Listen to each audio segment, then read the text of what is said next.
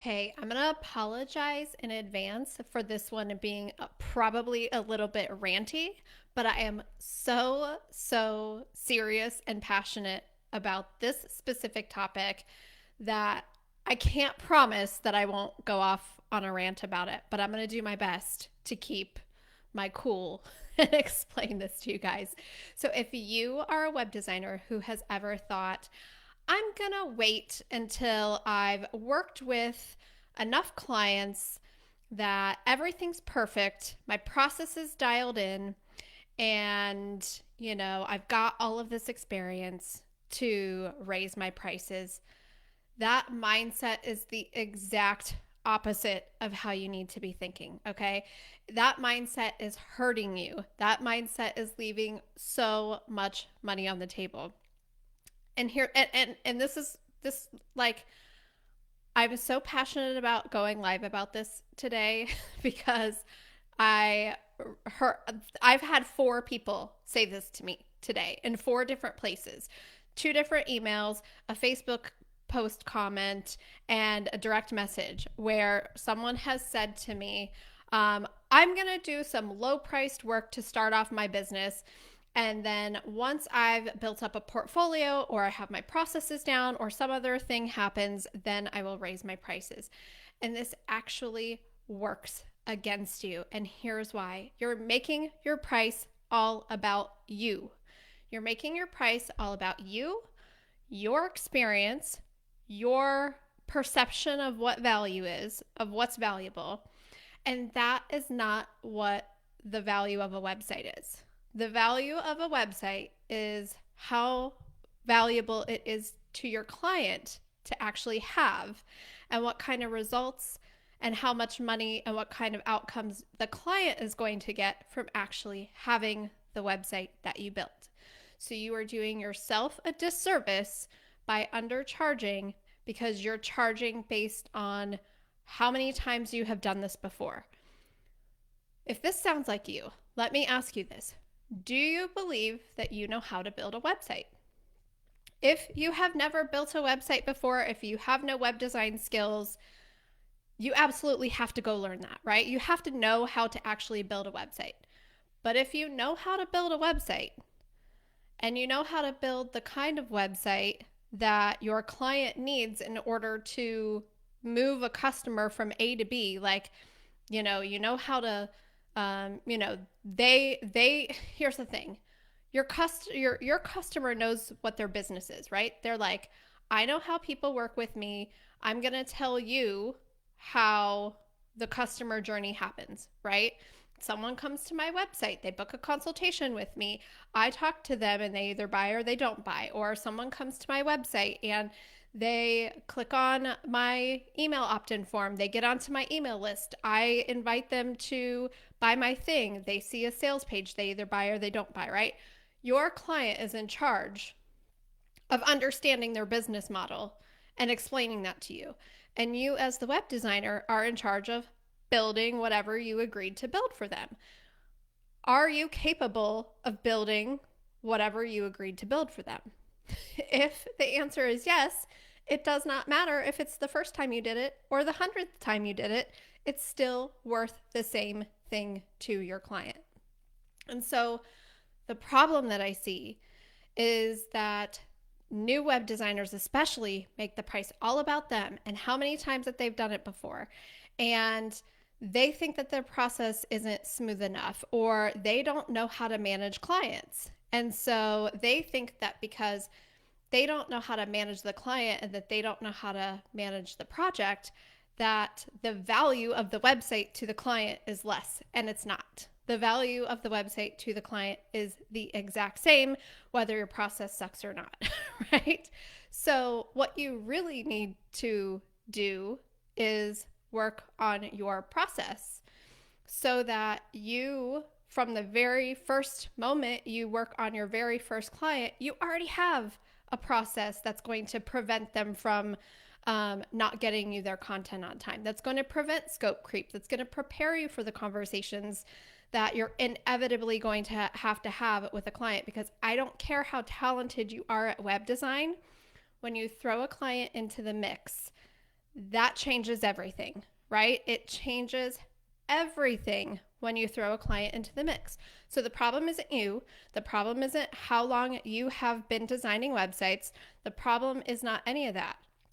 What you need is a tried and true process to move the client from consultation all the way to closing the sale. And that is what is going, and that's, yes, we want to take care of our clients. We want them to have a good experience, but that's not for them. That's for you.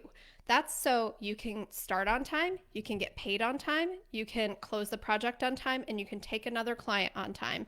And the value of what the client gets is the same. Okay, so Melanie says, I'm so glad I stayed up to watch this live. I'm so glad you stayed up to watch this live too, Melanie, because I am talking to you specifically.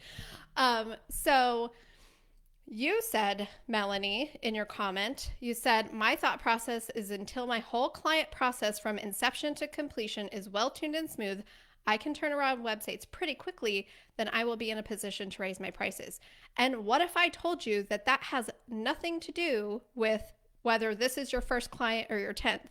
Like, do you want to go through the trial and error of every weird client situation that's ever going to go wrong and fix it, and then the next time fix it, and think that there's something wrong with you, or that you just need to do another low price project to get all of this done?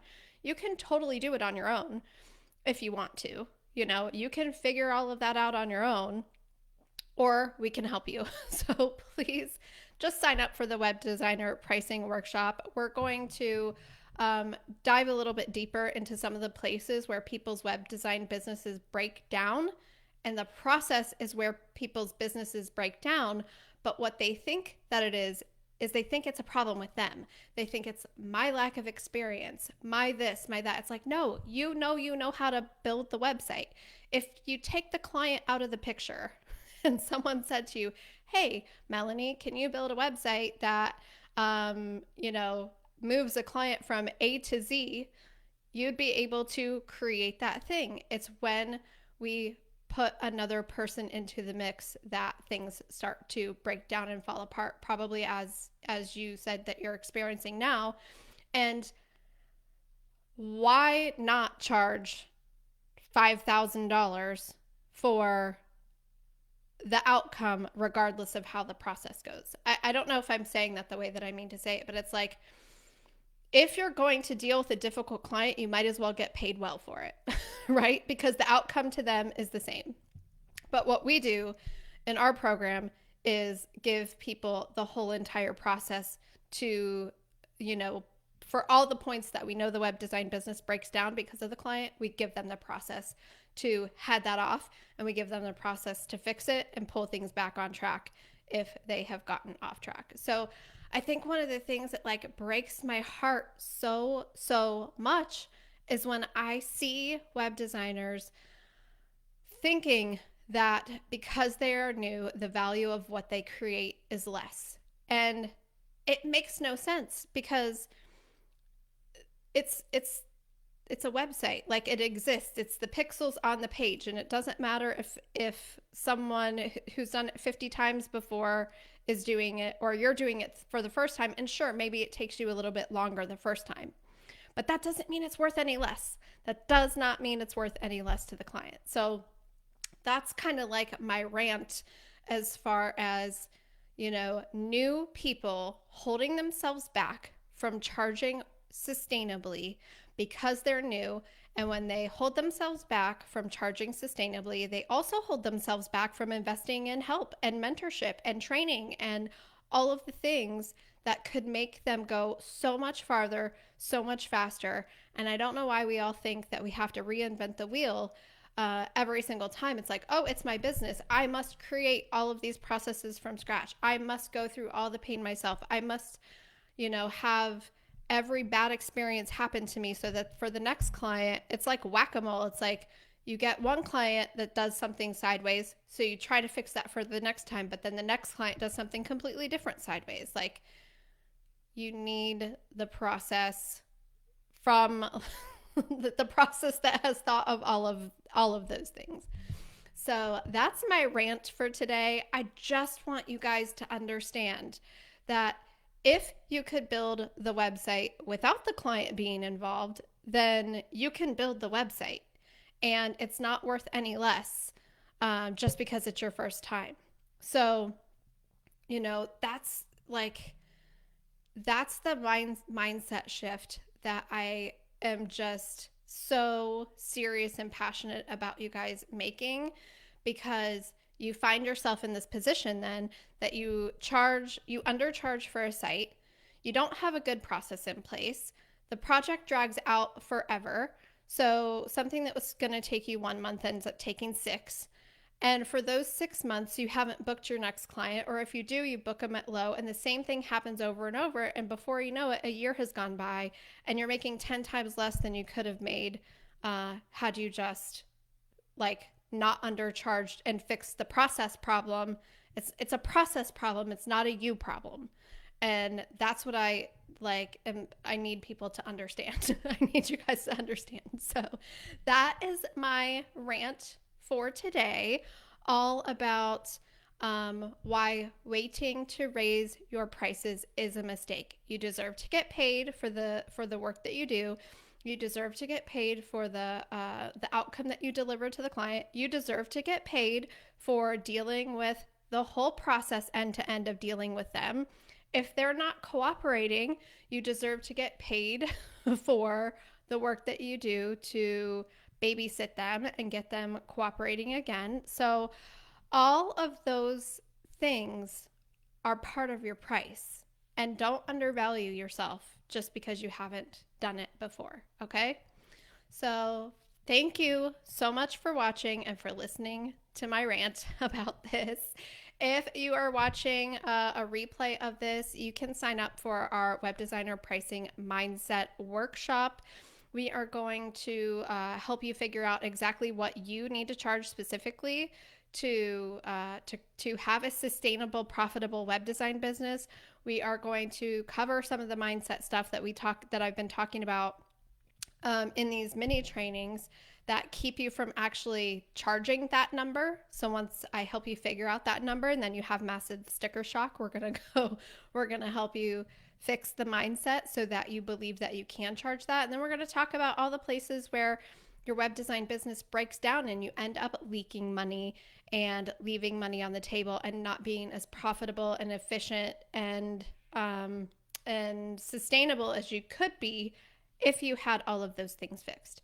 So you can sign up for that at shannonmattern.com/pricing. It is a totally free training.